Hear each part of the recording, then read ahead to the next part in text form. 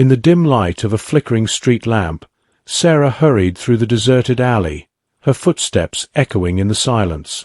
The night was eerily still, with a thick fog creeping in from the ground, wrapping around the buildings like ghostly fingers. She pulled her coat tighter around her, feeling the chill seep into her bones.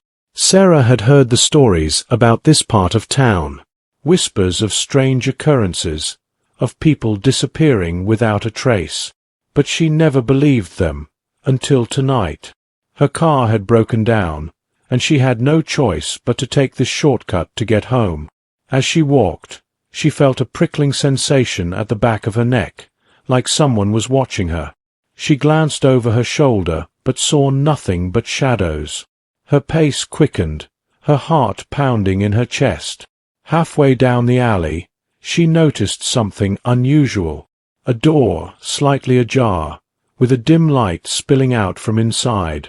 It was an old, decrepit building, one she had never seen before. Curiosity tugged at her, and despite her better judgment, she approached the door. Peering inside, she saw a long, narrow hallway lined with old, peeling wallpaper.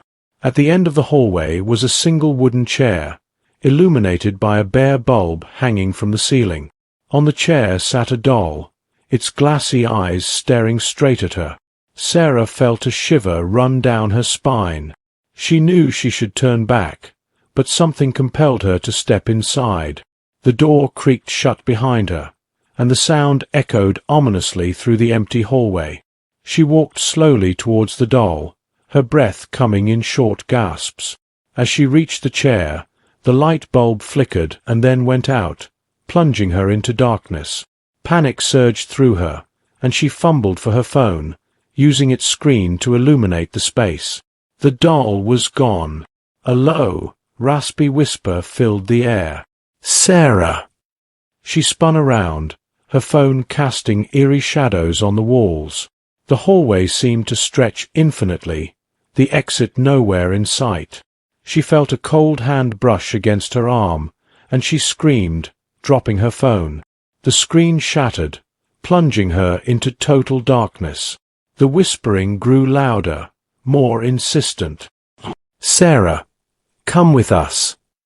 She felt hands gripping her, pulling her into the darkness.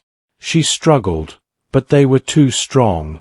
The last thing she saw was a pair of glowing red eyes, and then there was nothing but blackness. The next morning, her car was found abandoned at the edge of town.